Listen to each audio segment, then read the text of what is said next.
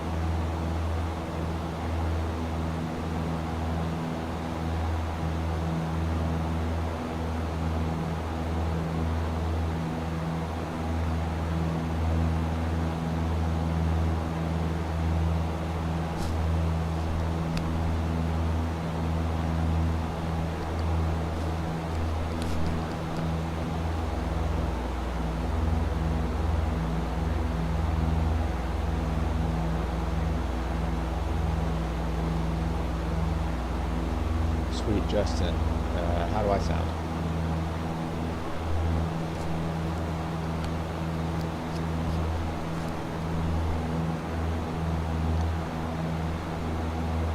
I'm just checking chat here in OBS, trying to figure out what's going on. Just go ahead and give me a thumbs up or something if I sound alright.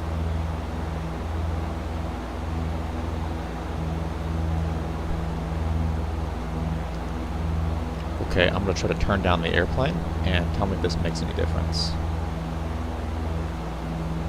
Hey, we'll see you, Colin.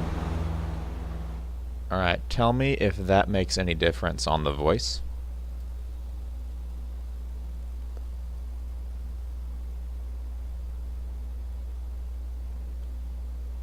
Test 1, 2, 3, 4, 5, 6.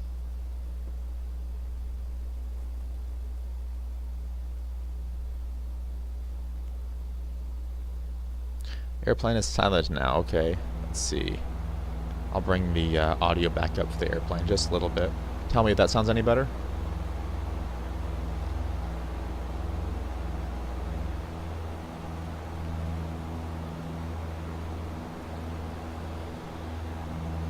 Alright, cool. Perfect. Alright, we'll leave it right there for right now and see what happens.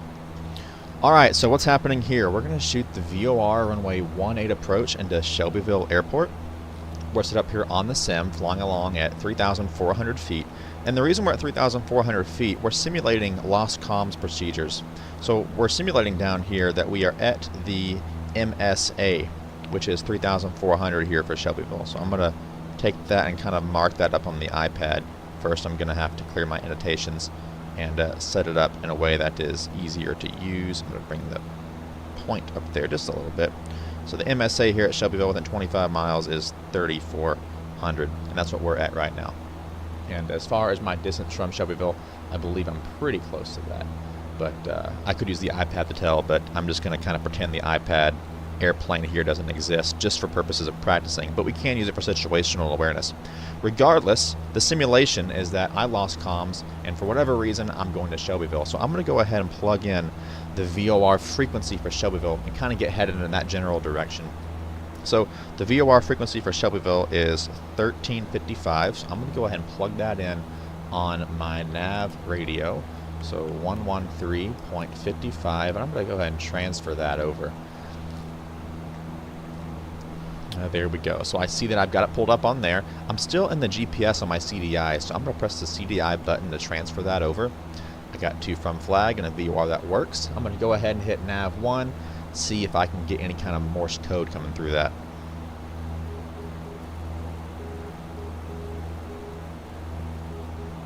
Yep, that meets up with what it says on the chart, so I'm going to go ahead and turn the nav 1 ID off, and I'm going to spin this CDI until I get 2 indication and centered. Alright, I've got to fly 305, so a 305 to get there. So I'm going to go ahead and spin the airplane around at that. We're just going to fly that heading for now, and then we'll bracket to figure out what our wind correction angles and whatnot need to be. So step one is to head towards the VOR. And that's as simple as that. Just plug in your VOR, tune and identify, and just run through SCRAM. I mean, SCRAM is the acronym that I use for this. SCRAM is source, course, radios, altitude, and missed approach. SCRAM. So source and course, we've just done that. Radios, I'll set that up, of course. I've got 122.8 plugged into my COM 1. Not that it matters because we are doing this under lost comms procedures. Justin, how am I sounding now?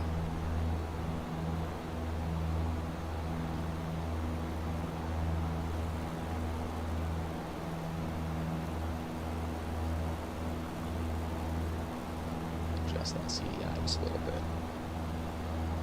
Looks pretty good. I'm going to press nav on my autopilot so it will follow that radio all the way in.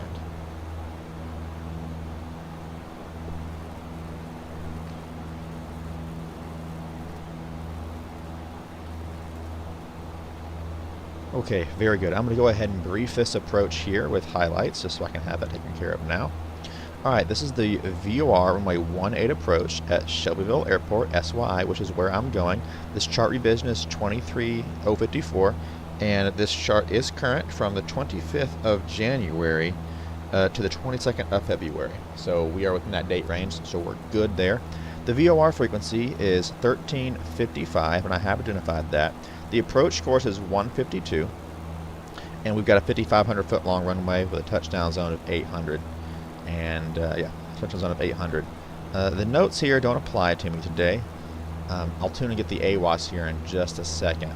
Actually, I'm not going to do that because I'm in the sim on standard weather conditions. So we're just going to leave it at 2992 and go ahead and leave that there for now. But normally I would get the AWAS to go ahead and see what's going on. The AWAS frequency is 1925 or 1927. None of this other stuff here applies to me right now. So looking at my plan view, Shelbyville's my IAF, so I'm going to head towards that. I'm going to go outbound on the 332. That's going to be my initial approach segment, my IAS. So my initial approach fix is Shelbyville, flying outbound 332, my initial approach segment. And then once I fly for about a minute or two, I'll start my intermediate segment and do the procedure turn to do a course reversal to come back in on the 152. So that's kind of the plan for that. So I'm going to hit the VOR, fly outbound on 332, do my procedure turn, and then I can come inbound on 152. As far as my distance from the VOR, I have to remain within 10 miles for this approach. So if I'm doing this approach at 90 knots ground speed, 10 miles, let's see, 90 knots ground speed is 1.5 miles a minute, so it's just, let's see, probably around 4, 5, 6 minutes or so will be the maximum that I'm allowed to fly outbound. Actually, that's not correct math. It's going to be a little bit more than that. But point is, we're not going to fly any more than 4 minutes outbound anyway, just seeing as how we're at 90 knots. So that's what we're going to do, is we're going to fly outbound at 90 knots for 2 minutes, and then we will turn inbound. So that's the plan for right now. As far as distance from the VOR, technically I don't know that because I don't have DME required for this approach, but as you can see on my GPS, I do have a DME and I'm showing 6.5 miles. So that's going to give me an idea of where I'm going for right now.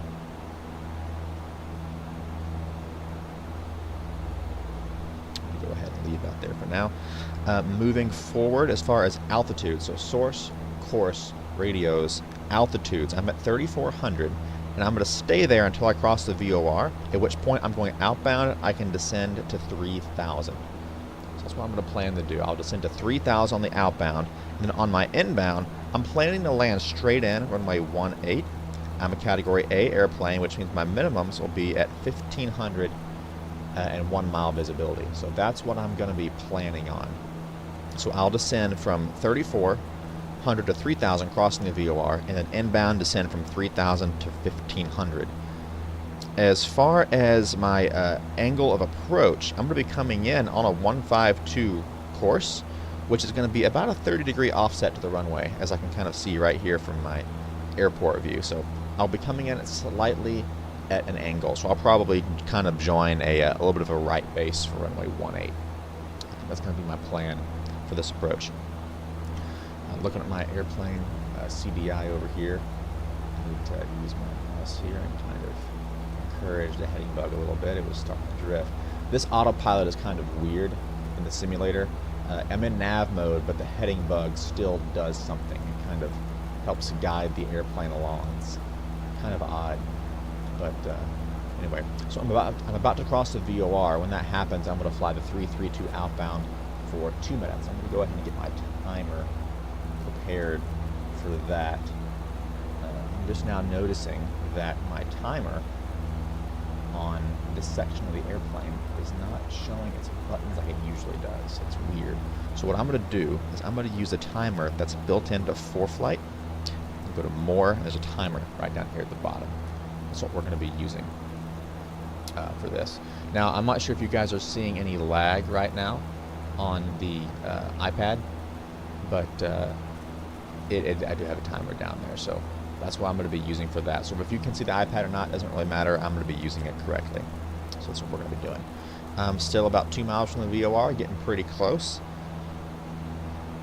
I'm going to go ahead and look at my missed approach stuff. Missed approach is going to be just a climbing right turn of 3,000 to the VOR, and we're going to hold. So that's all we've got to do there. And that's the plan for that minimums here, 1,500. All right, very good. Source, course, route, altitude, mins, and missed approach. We know what we're doing. All right, this is starting to move here. I'm going to go ahead and start thinking about it. I'm going to switch to heading mode. About to cross. I could technically turn early, but in this case, I think I'm just going to wait till I cross it. Remember, 6 T's, turn, time, twists, right? Turn, time, twist, throttle, talk, track.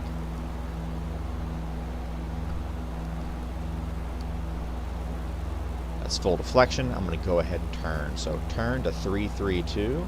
I'll intercept like a 340 just to get myself going that direction. There's turn.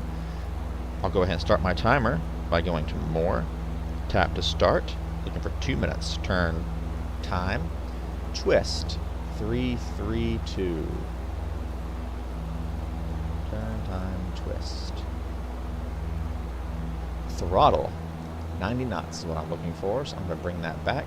I shoot this approach at 90 knots with 10 degrees of flaps. However, I need to do a descent to 3,000 now, so what I'm going to go ahead and do is bring the airplane back to about 2150. There's my speed check for approach flaps. I'm going to go 10 degrees of flaps, which is what I use for this approach. There we go. Begin a descent here at about 500 feet per minute to get myself down to 3,000 feet. Put some power back in, trying to multitask using my mouse and my throttles. A bit of a oddity. Come us a little bit over here to the left, correct that CDI. My timer is showing 1 minute. I'll go 1 more minute. My procedure turn is going to be a left turn to 287. Power settings for this approach, I'm usually doing about 2150 to 2200 RPM at 10 degrees of flaps. That gets me a nice 500 foot per minute descent at 90 knots I've found.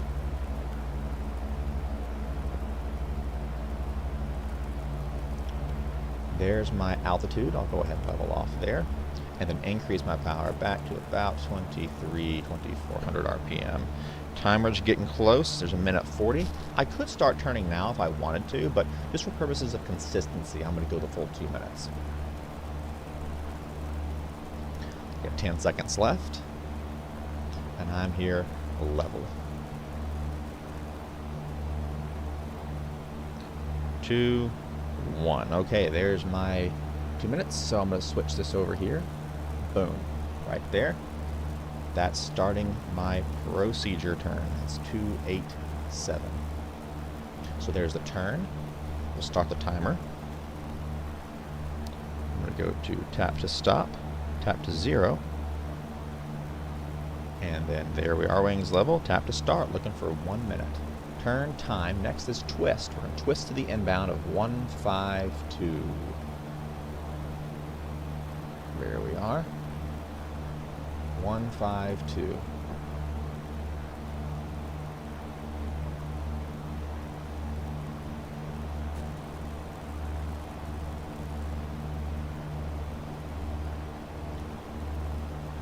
Everything is looking good. We're at 3,000 feet. We got to stay there until we turn inbound, in which case we'll go to 1,500. Now, normally I wouldn't be using the for-flight timer like this, but I just noticed that the sim timer was not working correctly, so I'm going to be using the for-flight timer for this section of the approach.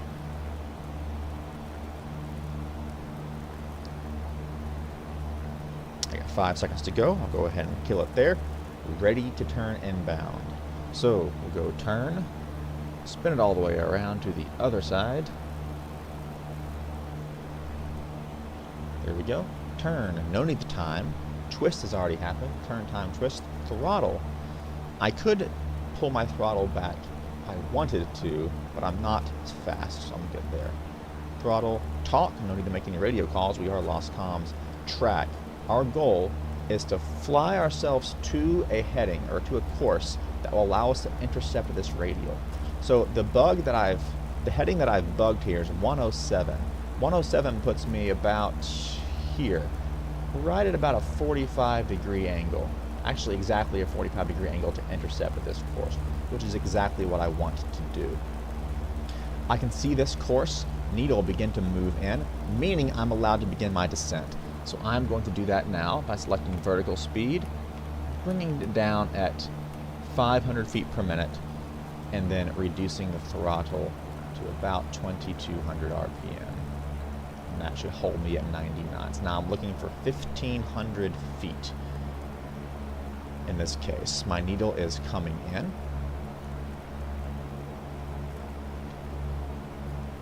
everything is looking good.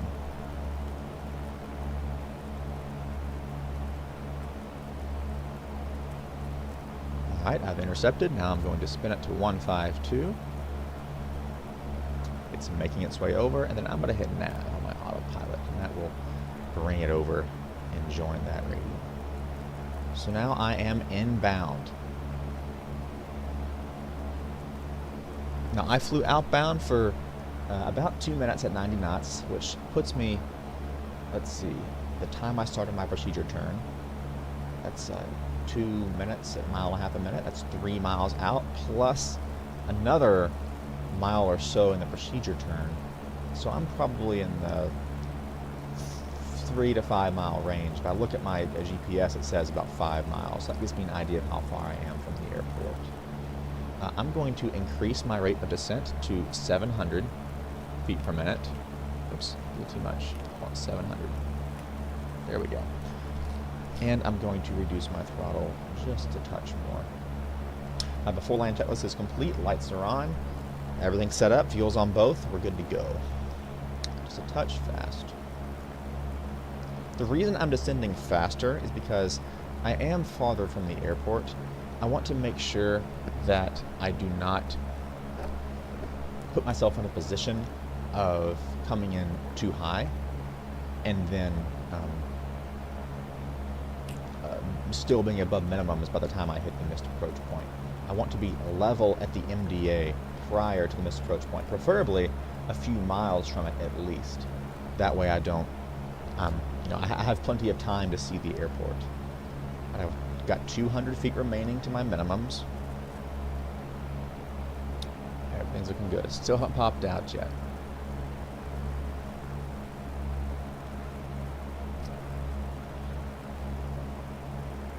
Looks like the cloud layer is clearing up there.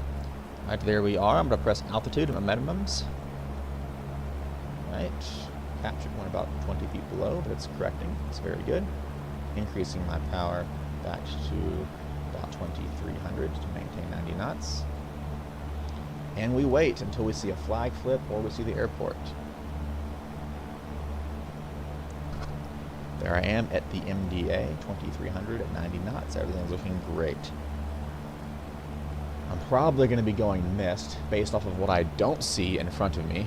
I'm going to adjust the sim view here and see if I can kind of see what's going on. Let's see what I can make happen.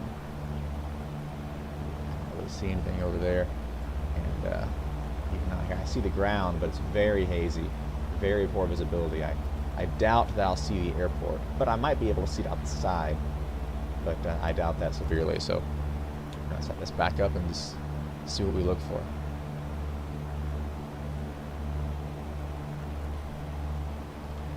knots, 1,500 feet. Needle's looking pretty good. I'm going to my heading bug ever so slightly to the left. Showing half a mile away from the airport. I still don't see anything out my side windows. You guys can't see this because the nature of the beast. Yeah, I can't see jack squat. Even if the airport popped out right there, I would not be able to see it safe enough for me to be comfortable to land. So I'm certainly going to be going missed. All right, there's my full scale deflection. I am now prepared to go missed. I'm going to disconnect my autopilot, go full throttle, and begin a climbing right turn to 3,000 feet to re-enter the hold.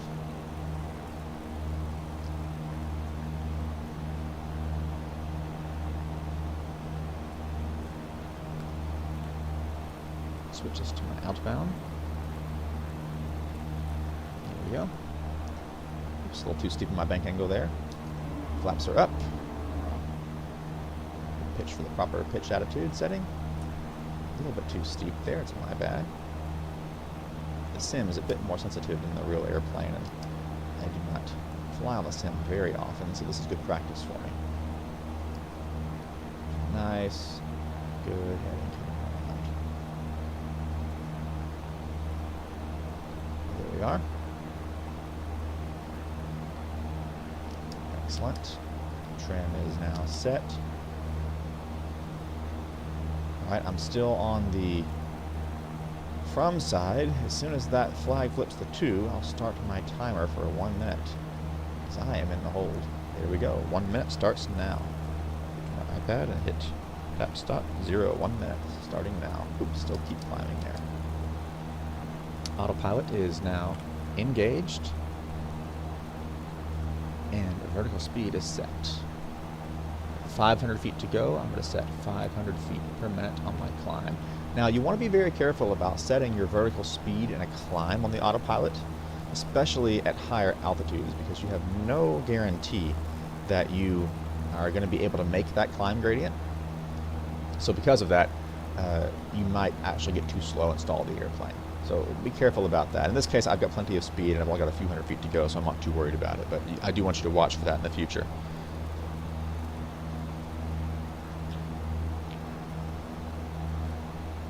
Alright, I've got about 10 seconds left. Coming up on my altitude.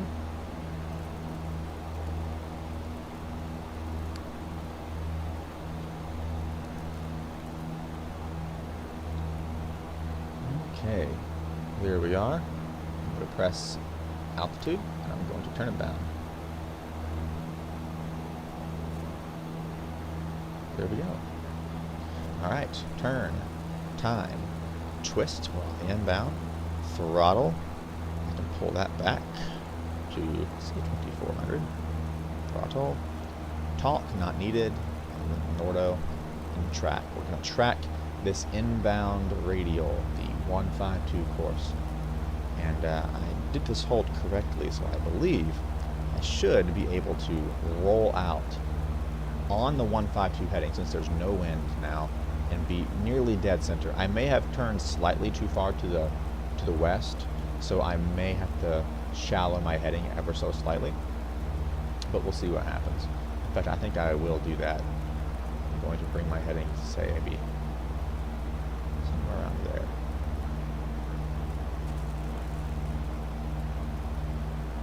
Yes, I'm going to have to fly a little bit shallower. Oops, wrong button. Okay.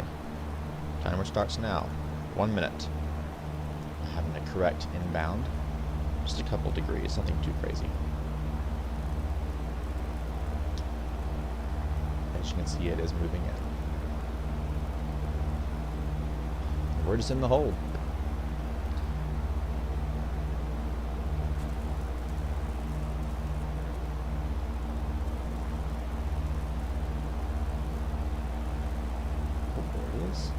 Shot that slightly. I was looking at my iPad. Shame on me. I'll set to 152 and forget about it. It will be close enough.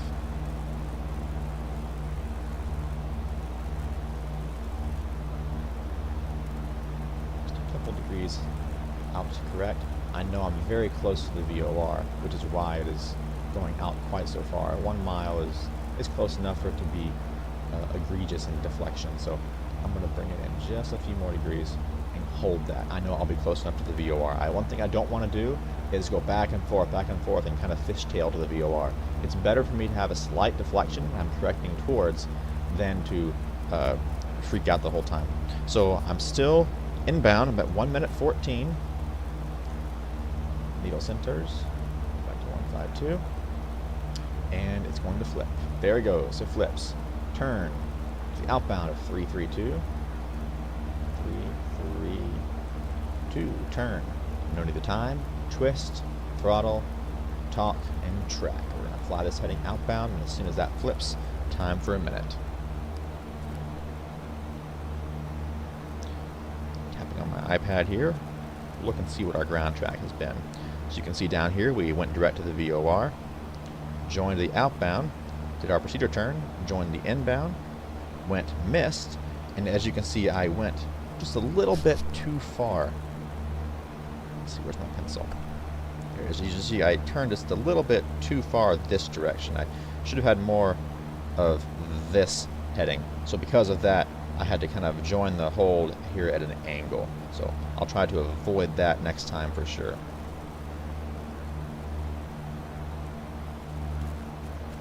Sometimes the breadcrumbs on ForeFlight can be very helpful. Going back to plates for now.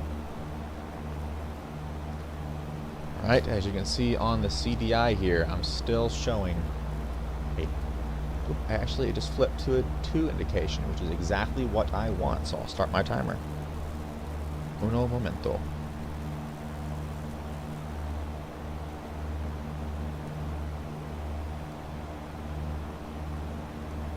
I have a feeling this is going to be much better.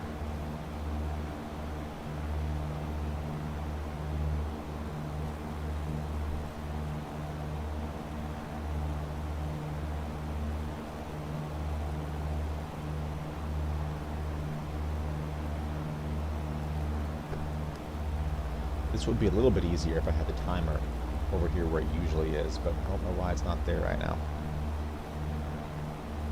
At 50 seconds I'll do it. I probably missed it by 10 minutes. Or 10 seconds, I'm sorry. 5 seconds to go. 2, 1. Alright, turn.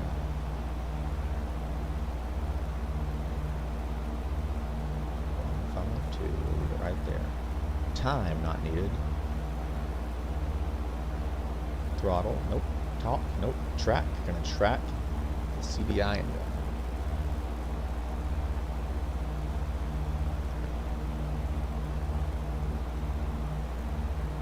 This must be a pretty thin cloud layer for us to be able to see the reflection of the sun kind of up here on the compass.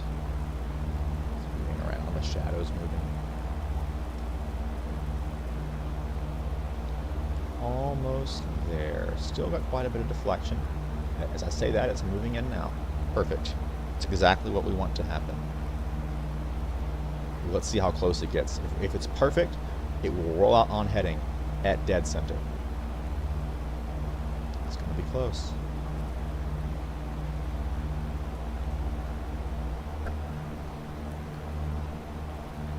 Going to set my timer now.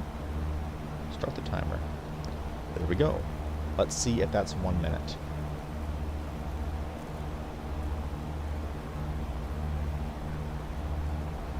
It's almost perfect. I'm going to make a, this is maybe a 2 degree heading correction.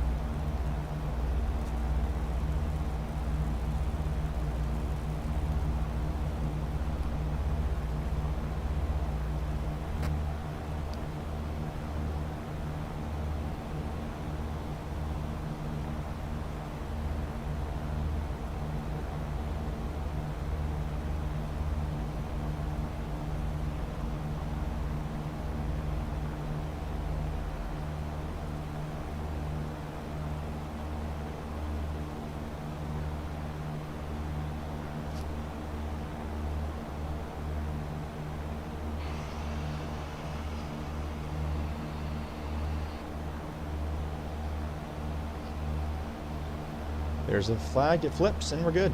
So I was looking at something on my phone when I said all that. I was trying to see how the stream was looking. But that's all we're going to do for today, guys.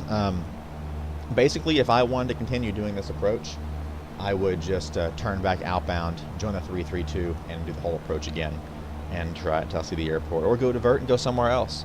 Meanwhile, I appreciate you guys watching this, and I hope this video was helpful to somebody in some way, shape, or form. I made a few small errors. My timer was an error that I did not do properly. I was able to use ForeFlight and fix that problem, which I'm thankful for. But in the meantime, I hope this breaks it down for you. So thanks for watching. We'll see you next time.